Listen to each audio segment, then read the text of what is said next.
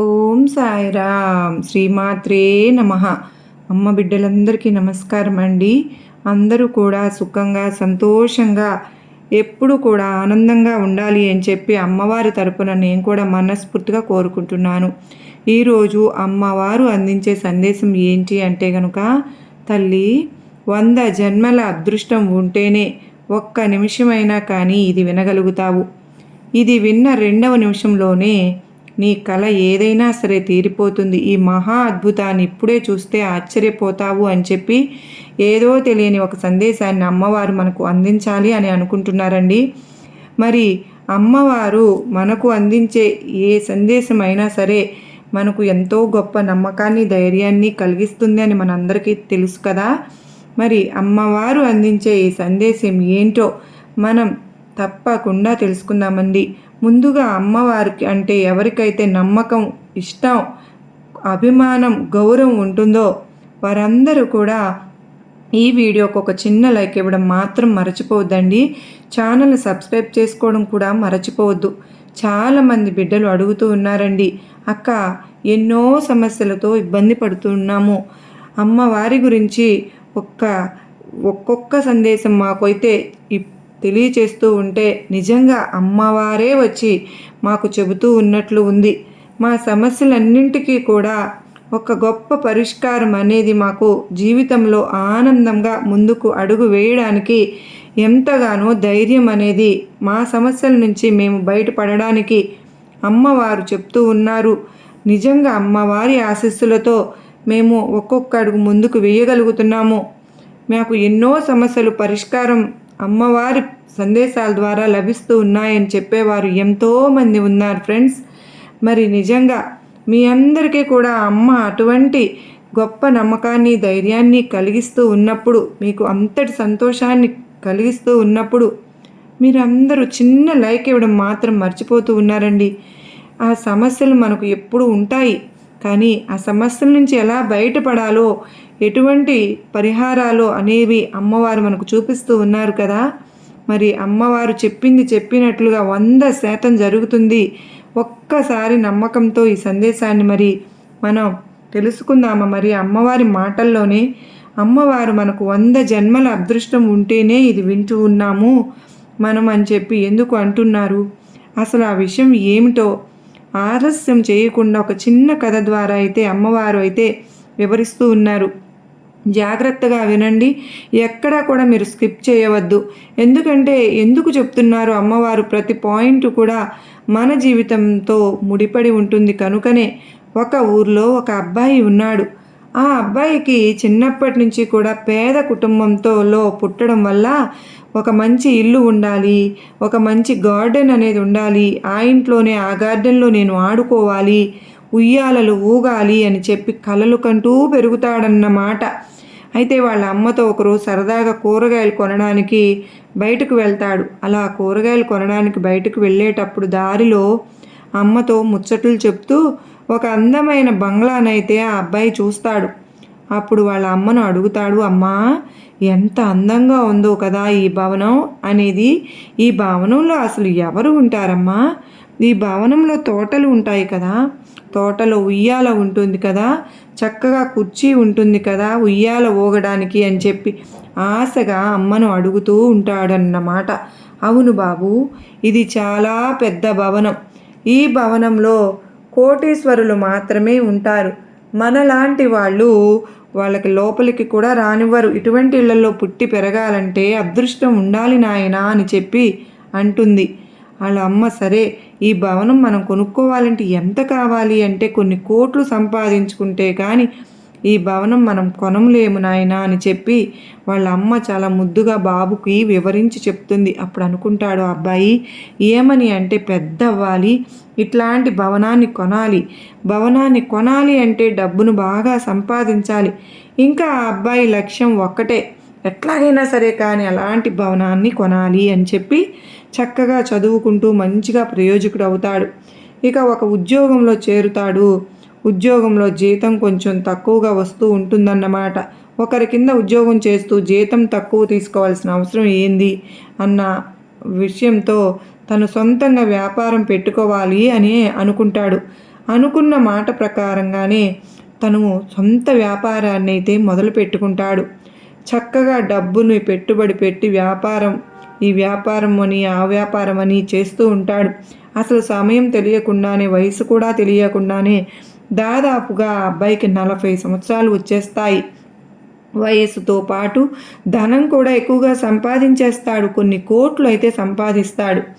ఆ అబ్బాయి చిన్నప్పుడు ఏ భవనాన్ని అయితే చూశాడో అలాంటి భవనాలు 4 కొంటాడు. ఒకటి కూడా కాదు, 4 కొన్నా కూడా అబ్బాయికి తృప్తి అనేదే ఉండదు. అందరికీ ఉన్న భవనాలు లాంటివి నాకు ఉంటే నా ప్రత్యేకత ఏంటి, ఏముంది దీనిలో? ఫలానా అబ్బాయి అంటే, ఒకవేళ అబ్బాయి పేరు రాజేష్ అనుకుందాం. ఫలానా రాకేష్కి ఒక ఇల్లు ఉంది. ఆ ఇల్లు ఎంత చక్కగా ఉందో, అసలు ఆ ఇల్లు లాంటి ఇల్లు ఇంకా ఈ ప్రపంచంలో ఎక్కడా కూడా లేదు అనేటట్లుగా ఒక ఇల్లు నేను కట్టుకోవాలి అని చెప్పి నిర్ణయించుకుంటాడు. ఇంకా సంపాదించడానికి సమయాన్ని కానీ వయసుని, ఆరోగ్యాన్ని అన్నింటినీ పక్కన పెట్టి డబ్బే లక్ష్యంగా ముందుకు వెళ్తాడన్నమాట. బాగా సంపాదించేస్తాడు.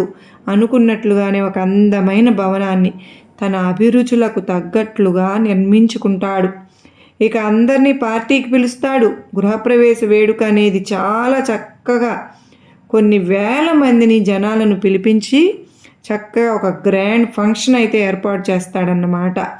అనుకున్నట్లుగానే వచ్చిన వారందరూ కూడా ఈ ఇంట్లో ఎంతో బాగుంది, చాలా బాగుంది, ఈ ఇంట్లో ఈ రూమ్ ఇంకా బాగుంది, ఇక్కడ ఈ సినిమా థియేటర్ ఇంకా బాగుంది, ఇక్కడ ఈ గార్డెన్ బాగుంది, ఆహా ఇక్కడ ఈ అబ్బాయి ఇది ఎలా పెట్టాడు, ఇది ఎలా చేశాడు, ఆహా ఏదైనా డబ్బులోనే ఉంది కదా, ఇలా లేకపోతే ఇది ఇల్లా, ఇంద్రభవనమా, ఇంత అందంగా ఉంది ఏంటి, వామ్మో ఈ అబ్బాయి సంపాదన మామూలు సంపాదన అయి ఉండదు, ఇటువంటి ఇల్లు కట్టాడు అంటే కొన్ని కోట్లకే పడగలెత్తి ఉంటాడు అని చెప్పుకోవడం కూడా మొదలుపెట్టారు. ఆ మాటలన్నీ కూడా అబ్బాయి వింటూ ఉన్నాడు. మనసులో ఎంతగానో సంతోషపడిపోతూ ఉన్నాడు. ఎలాగైతేనేది అనుకున్నది సాధించాను అని తృప్తి పడతాడు. ఫంక్షన్ అయితే అయిపోతుంది. ఆ రోజు రాత్రి హాయిగా సంతోషంగా మంచం మీద గుండెల మీద చెయ్యి వేసుకుని ప్రశాంతంగా నిద్రపోతాడు. అంతా నిశ్శబ్దంగా ఉంటుంది అన్నమాట. ఆ రాత్రి సమయంలో 2:30 ఆ టైంలో ఒక గొంతు వినిపిస్తుంది. నేను వెళ్ళి వస్తాను అని చెప్పి. ఎవరా అని చెప్పి నిద్రలో నుంచి ఉలిక్కిపడి లేచి చూస్తాడు. మళ్ళీ భయంతోనే పడుకుండిపోతాడు. ఈసారి ఇంకొంచెం పెద్దగా వినిపించటం లేదా నేను వెళ్ళి వస్తాను అని చెప్పడంతో ఉలిక్కిపడి లేస్తాడు. ఎవరు నువ్వు అని చెప్పి అడుగుతాడు. నేను నీ ఆత్మను, నీ శరీరాన్ని వదిలిపెట్టి నేను వెళ్ళిపోతూ ఉన్నాను అంటే నువ్వు చనిపోయావు అని చెప్తాడు అన్నమాట. ఏంటి, నేను చనిపోయానా? నేను చనిపోవడం ఏంటి? నాకు నచ్చినట్లుగా నా అభిరుచులకు తగ్గట్లుగా ఇల్లు కట్టుకొని ఒక్క రాత్రి అయినా పడుకున్నానా? ఇంతలోనే నేను చచ్చిపోవడం ఏంటి? నీకేమైనా పిచ్చి పట్టిందా ఏంటి? అయినా నువ్వు నా ఆత్మను అంటున్నావు కదా, రా నా శరీరంలోకి ఎక్కడికి వెళ్ళిపోతున్నావు? నేను చనిపోకూడదు, నేను బ్రతికి ఉండాలి అని చెప్పి గొడవ చేస్తాడన్నమాట. అప్పుడు ఆత్మ చెప్తుంది, నిదానించు, నీవేమీ చిన్నపిల్లాడివి కాదుగా, నీ శరీరంలో నేను ఉండలేకపోతున్నాను అంటే ఏం తక్కువ చేశాను? ఎంత డబ్బుని నువ్వు చూశావు, ఎంత మంచి అందమైన ఇళ్లల్లో ఉన్నావు, ఇదిగో ఇప్పుడు ఉన్న ఈ ఇంద్రభవనం చూడు, ఈ యొక్క దేశంలో లేని ఇంద్రభవనం, ఇది ఎంత అందంగా ఉందో, ఇంత మంచి బెడ్రూమ్లో పడుకోబెట్టానే నిన్ను, ఇంతకంటే నీకు ఇంకా ఏమి కావాలి చెప్పు అని చెప్పి ఆత్మను అతను ప్రశ్నిస్తాడన్నమాట. అప్పుడు ఆత్మ చెప్తుంది, అందమైన ఇల్లా? ఎక్కడిది అందమైన ఇల్లు? నా ఇల్లు నీ శరీరం. నీ శరీరం అందంగా ఉందా? ఒక్కసారి ఆలోచించు. ప్రశాంతంగా ఏ రోజైనా స్వీట్ని తినగలిగావా? తిందామంటే షుగర్ అయ్యే. ఏ రోజన్నా మంచిగా రుచికరమైన ఆహారాన్ని తిన్నావా? ఉప్పు కారం అంతా దట్టించుకొని ఎంజాయ్ చేస్తూ ఎప్పుడైనా తిన్నావా? అయ్యో అది తిందాము అంటే నీకేమో బీపీ అయ్యేను. ఇంకా నచ్చింది తిండి ఎక్కడ తిన్నావు? పడుకుంటావా ప్రశాంతంగా అంటే అది కూడా లేదయ్యే. ఎప్పుడు కూడా వ్యాపారం, బిజినెస్, డబ్బు, వీటితోనే నీ యొక్క జీవితం అనేది మొత్తం గడిచిపోయింది. నా అందమైన ఇల్లు నీ శరీరం మరి. నీ శరీరమేమో రోగాల పుట్ట అయ్యింది. నేనైతే నీ శరీరంలో ఇక ఉండాలనుకోవడం లేదు. ఉండాలని కూడా నాకు అనిపించడం లేదు. ఇకనైనా సరే కానీ నాకు సెలవును ఇప్పించు అని చెప్పి ఆత్మ అతనితో చెప్పి వెళ్ళిపోతుంది. ఇక ఆ రోజు రాత్రి అతను చనిపోతాడు. అయితే ఇక్కడితో కథ ముగిసిపోయింది. కానీ దీని ద్వారా అమ్మవారు చెప్పాలి అనుకుంటున్నటువంటిది ఏంటి అంటే గనక, తల్లి, కథ పూర్తయ్యే లోపే అసలు సత్యం ఏమిటో నీకు అర్థమైపోయి ఉంటుంది కదూ. నా బిడ్డగా ఏమి తెలుసుకోవాలో కూడా నీకు ఇప్పటికే అర్థమైపోయి ఉంటుంది. బిడ్డా, ఉన్నది చాలా చిన్న జీవితం, చాలా అందమైన జీవితం. ఈ అందమైన జీవితంలో ఏ నిమిషం ఆనందంగా గడుపుతున్నావమ్మా? ఏ నిమిషం ఆరోగ్యంగా ఉన్నాను అని చెప్పి గట్టిగా చెప్పగలుగుతున్నావు? ఎవరి మీదో పంతాలతోటి, ఎవరి మీదో కోపాలతోటి, డబ్బు సంపాదించాలి అనే తపనతోటి, అందరికంటే మేమే చిన్నగా ఉన్నాము అనే బాధతోటి, అందంగా లేము అని చెప్పి బాధ, అది బాధ, ఇల్లు లేదని బాధ, నాకు నా పిల్లలు చదవడం లేదని బాధ, నా బిజినెస్ డెవలప్ అవ్వడం లేదు అని బాధ, నాకు వ్యాపారం ముందుకెళ్ళడం లేదు అని బాధ, ఇలా ఒకటా రెండా, ఒకదాని గురించి ఇంకొకటి నీ ఆత్మను ప్రతి నిమిషం కూడా బాధ పెడుతూనే ఉన్నావు కదా తల్లి. ఇక ఎక్కడుందమ్మా సంతోషం నీకు? తల్లి, జాగ్రత్తగా నువ్వు తెలుసుకో. ఈ జీవితంలో నీ ఆత్మే నీకు నువ్వు చెప్పినట్లు వినదు అంటే, నీ ఆత్మకు నీ శరీరం నచ్చనప్పుడు, నీ ఆత్మ నీ శరీరాన్ని తనకు నచ్చనప్పుడు వదిలి వెళ్ళిపోతుంది అంటే, ఈ శరీరమే నీది కానప్పుడు ఇక ఇల్లు, ఆస్తి, డబ్బు, బంగారం, వ్యాపారం, ఇంకా వచ్చేసి బంధాలు, శత్రువులు, ఇవన్నీ కూడా నీకు అవుతాయా చెప్పు? ఒక్కసారి నువ్వే ఆలోచించు. ఈ జీవితంలో నీ యొక్క మనసుని, నీ యొక్క ఆత్మని ఆనందంగా ఉంచుకోవడం కేవలం నీ ఒక్కడి వల్లే అవుతుంది. కనుక నువ్వు ఇప్పటి వరకు చాటును ఒక్కదానివే గదిలో కూర్చుని ఏడ్చుకుంటూ ఉన్నావు కదా. ఎవరో అర్హత లేని వ్యక్తి కోసం ఎందుకు నువ్వు ఇంత బాధపడుతూ ఉన్నావు? దేనికోసం నీ యొక్క తపన? దేనికోసం నీ యొక్క ఆలోచన? నీకు విలువ ఇచ్చేవారు అయితే ఎలాగైనా కానీ, నీ మీద ప్రేమను చూపించేవారు అయితే నిన్ను ఎప్పుడూ కూడా వదిలిపెట్టరమ్మా. ఒక్కసారి నిన్ను అశ్రద్ధ చేయడం, నిర్లక్ష్యం చేయడం, మోసం చేయడం, ఇటువంటివన్నీ చేశారు అంటే కనుక ఎందుకు చేశారు? వారికి నీ పట్ల ఉన్న గౌరవం, పూర్వం ప్రేమ ఎటువంటివి అని చెప్పి తెలుసుకుని అక్కడితో ఆ బంధాన్ని నువ్వు కట్ చేసుకుంటేనే మంచిది.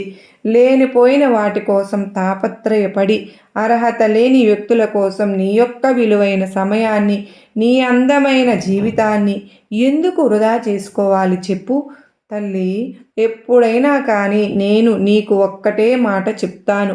నీ తల్లిగా నువ్వు ఆనందంగా ఉంటే మొదటిగా ఆనందించేది నేనే.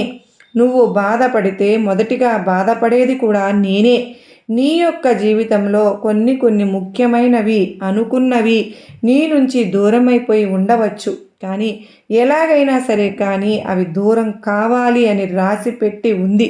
కనుకనే అవి దూరమయ్యాయి. అవి నీ దగ్గరకు రావాలి అని నీకోసమే అయి ఉంటే గనుక ఖచ్చితంగా నువ్వు వద్దు అనుకున్నా కూడా ఏదో ఒక రోజు నీ కాళ్ళ దగ్గరకు వచ్చి చేరుతాయి.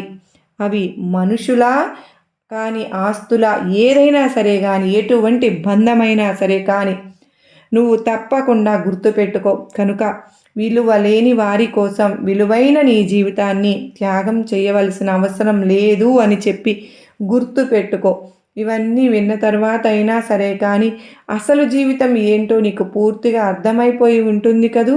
నీకు ఉన్నంతలోనే నీకు లేని వాళ్లను, నీకంటే తక్కువగా ఉన్న వాళ్లను చూసి వారి మీద నేను చాలా మంచి స్థితిలో ఉన్నాను అని చెప్పి ఆనందించు.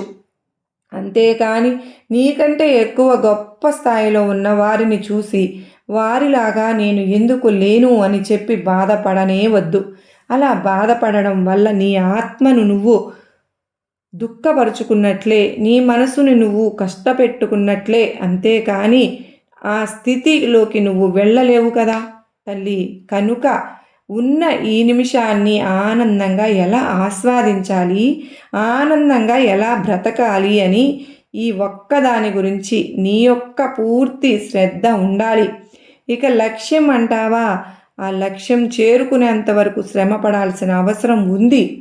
కష్టం కష్టం కష్టం, ఎంత కష్టపడితే అంత ఫలితం అనేది దక్కుతుంది. అదేవిధంగా నీ కష్టాలకు తగిన సుఖాలు అనేవి ఖచ్చితంగా నీకు రాసి పెట్టి ఉన్నాయి.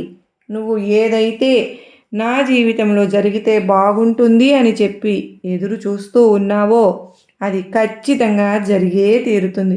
ఎందుకంటే నీకు ఇంత మంచి చెప్పిన నేను నీ యొక్క సంతోషకరమైన ఒక్క పనిని ఎందుకు చేయకుండా ఉంటాను? ఒక్కసారి నువ్వు ఆలోచించు బిడ్డ. మీరే అంటారు కదమ్మా, నారు పోసిన వారు నీరు పోయరా అని చెప్పి. మరి నారు పోసిన నేను నీకు నీరు పోయకుండా ఎలా ఉంటాను? ఒక్కసారి ఆలోచించు. మంచి చెడు, కష్టం సుఖం, నీతి అవినీతి, న్యాయం అన్యాయం, సుఖం దుఃఖం అన్నీ కూడా నేనే చూసుకుంటాను. నీవు కొంచెం శ్రద్ధతోటి, కొంచెం ఓర్పుతోటి కలిగి ఉండు. ఓర్పు జీవితంలో చాలా తీయటి ఫలితాన్ని ఇస్తుంది అని చెప్పి గుర్తుపెట్టుకో. కనుక అనవసరమైన విషయాల పట్ల ధ్యాసను తగ్గించి నీ గురించి నువ్వు ఆలోచించుకో. మొదటిగా నీకు నువ్వు విలువను ఇచ్చుకో.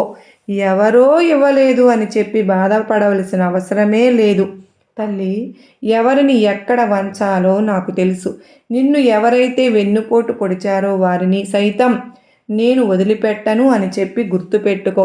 అవి ఒక్కొక్కసారి వారి వారి విషయంలో నేను జాలిపడినా సరే, కానీ కర్మ అనేది తప్పకుండా వారి వరకు వెళ్ళి తీరుతుంది అని చెప్పి గుర్తుంచుకో. కనుక కర్మ ఫలితం ఎవరికైనా సరే కానీ అందరికీ కూడా సమానంగా జరిగే తీరుతుంది. ఎటువంటి పాపాలలో పాలు పంచుకోకుండా వీలైతే ఒకరికి సహాయం చేయి. లేదంటే నీ పని నువ్వు చూసుకుంటూ ముందుకు వెళ్ళు. అంతేకాని అన్యాయం మాత్రం ఎవ్వరికీ తలపెట్టవద్దమ్మా. అది కర్మ రూపంలో వెంటాడి వేధిస్తుంది అని చెప్పి ఖచ్చితంగా గుర్తుంచుకో. అర్థమైంది కదా బిడ్డ? ఈ జీవిత సత్యం 100 జన్మల అదృష్టం ఉంటేనే ఈరోజు నువ్వు వినగలిగావు. కనుక ఈ జీవిత సత్యాన్ని మరికొంతమందికి కూడా షేర్ చెయ్యి. చాలామంది అసత్యంలో బ్రతికిపోతూ ఉన్నారు. సత్యం ఏంటో కూడా గ్రహించుకోలేకపోతున్నారు. అసలు సత్యం ఇదేనమ్మా, ఇది తెలుసుకున్నప్పుడే జీవితం మొత్తం కూడా పరిపూర్ణం చెందుతుంది అని చెప్పి ఈరోజు నీ దుర్గమ్మ నీకు చక్కటి సందేశాన్ని ఇస్తూ నీ ఆశీర్వాదాలు నీకు ఇస్తున్నాను బిడ్డ అంటూ అమ్మవారు చాలా అత్యద్భుతమైన సందేశం అనేది అందించారు కదా ఫ్రెండ్స్. ఈ సందేశంలో ఎంతో ఆంతర్యం ఉంది కదూ. అదంతా మీకు అర్థమైంది అని అనుకుంటున్నాను. మరి ఈ వీడియో మీకు నచ్చింది అనిపిస్తే తప్పకుండా చిన్న లైక్ ఇవ్వండి ఫ్రెండ్స్. మొదటిసారి అమ్మ సన్నిధి ఛానల్లోకి వచ్చినట్లయితే సబ్స్క్రైబ్ చేసుకుని సపోర్ట్ అయితే చేయండి. మరి ఈ సందేశం గొప్ప నమ్మకాన్ని ధైర్యాన్ని కలిగించిందని అనుకుంటున్నాను. నచ్చింది అనుకున్న ప్రతి ఒక్కరికి కూడా మీరందరూ మరికొంతమందికి షేర్ చేస్తారని అనుకుంటున్నాను. చిన్న లైక్ ఇచ్చి సపోర్ట్ చేయండి ఫ్రెండ్స్. అంత మాత్రమే కాదండి, శ్రీమాత్రే నమః అని టైప్ చేయడం మాత్రం మర్చిపోవద్దు ఫ్రెండ్స్. మరలా మరొక చక్కని అమ్మవారి సందేశంతో మరలా మీ ముందుంటాను. అంతవరకు అమ్మవారు మనందరికీ, మన కుటుంబ సభ్యులందరికీ ఆశీర్వాదాలతో పాటు అష్టైశ్వర్యాలను, ఆయురారోగ్యాలను ప్రసాదించాలని అమ్మ తరపున నేను కూడా మనస్ఫూర్తిగా అమ్మను వేడుకుంటూ మరలా కలుసుకున్నంత వరకు అందరికీ నమస్కారం అండి. ఓం సాయిరామ్. శ్రీమాత్రే నమః. సర్వే జనా సుఖినో భవంతు. లోకా సమస్త సుఖినో భవంతు.